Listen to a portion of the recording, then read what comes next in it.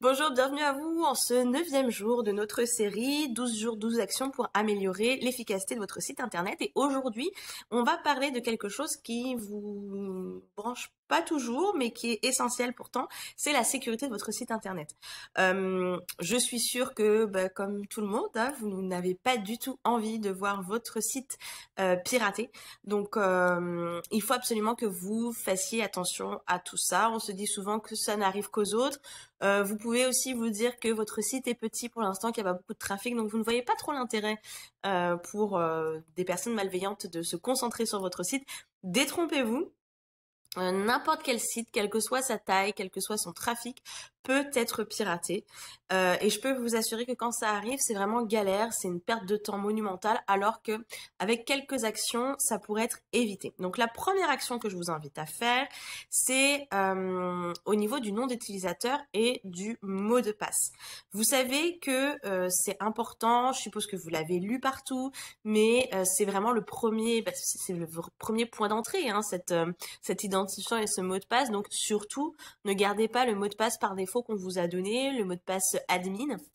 Hein, c'est très courant sur WordPress, même si vous me mettez admin 865 ou admin 381, ça va pas le faire. Il faut absolument que ce soit quelque chose de beaucoup plus complexe. Pourquoi? Parce que tout simplement, les pirates ont des programmes qui vont comme ça tenter tous les admins, 1, 2, 3, 4, 5, 6, etc. Et voilà, si vous voulez, c'est un truc qui lance contre votre site. C'est pas des gens qui sont derrière en train de faire de tester toutes les combinaisons possibles. Donc voilà, il faut vraiment ne pas croire que parce que vous avez ajouté admin et une série de chiffres derrière que vous êtes en sécurité. Ce n'est pas le cas. Soyez créatif, c'est le moment de laisser parler votre créativité. En ce qui concerne votre mot de passe, ça aussi, on vous l'a dit, on vous l'a répété un peu partout, mais je le redis quand même, faites un mélange de chiffres, de lettres, de caractères spéciaux qui sont autorisés. Et là, encore une fois, laissez parler votre créativité. N'ayez pas peur d'oublier votre mot de passe. Au pire, vous allez cliquer sur le lien, renouveler mon mot de passe, et puis voilà. Alors, ensuite, mon deuxième conseil, ce serait de tout changer. Vous savez, dans les précédentes vidéos, les précédents conseils que je vous ai donnés dans le cadre de ces 12 jours, je vous dis souvent de vous programmer un rappel peut-être mensuel pour pouvoir faire certaines mises à jour, faire certaines vérifications au niveau de votre site. Là aussi, pareil, hein, changez régulièrement vos mots de passe. Pas les identifiants, mais vos mots de passe. Essayez d'utiliser des mots de passe aussi qui sont différents pour tous les comptes importants que vous avez à gérer, tous les comptes qui gèrent des données qui sont précieuses et un peu sensibles. Donc voilà, ça c'est important. N'utilisez pas le même mot de passe pour votre compte bancaire, pour votre site internet, pour votre adresse email, parce que si jamais quelqu'un arrive à choper un de ces mots de passe là, il a accès à toute votre vie et aux éléments de votre vie professionnelle.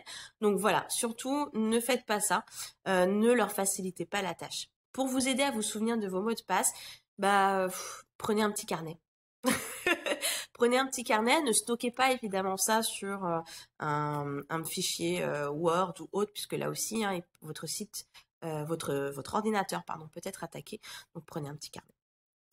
Ensuite, les plugins de sécurité, ça c'est quelque chose d'important. Si vous avez un site WordPress, je vous conseille de jeter un œil au plugin WordFence qui est gratuit, qui est très complet. Il y a aussi le plugin Sucuri qui est tout aussi complet. Ils sont très connus, ont d'excellentes critiques et d'excellents retours quant à leur efficacité.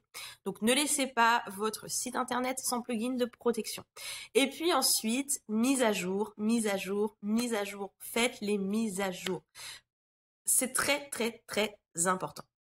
Et surtout, faites aussi des restaurations, des sauvegardes, parce que justement, si quelqu'un a réussi à pénétrer dans votre site internet, la seule chose que vous aurez à faire, c'est de tout supprimer et de restaurer une version précédente, une version saine de votre site internet. Mais pour ça, il faut que vous ayez suffisamment anticipé pour avoir une sauvegarde saine. Donc, je vous invite vraiment à faire une sauvegarde régulière de votre site internet. Sans ça, vous devrez repartir de zéro et franchement, ça peut être vraiment décourageant. Donc, prenez les devants. Moi, pour mes sauvegardes, j'utilise BackWP Up, qui est gratuit, qui est très efficace. Donc voilà, n'hésitez pas. C'était les conseils du jour. Je vous remercie de m'avoir écouté. Je vous dis à très vite. Bye bye.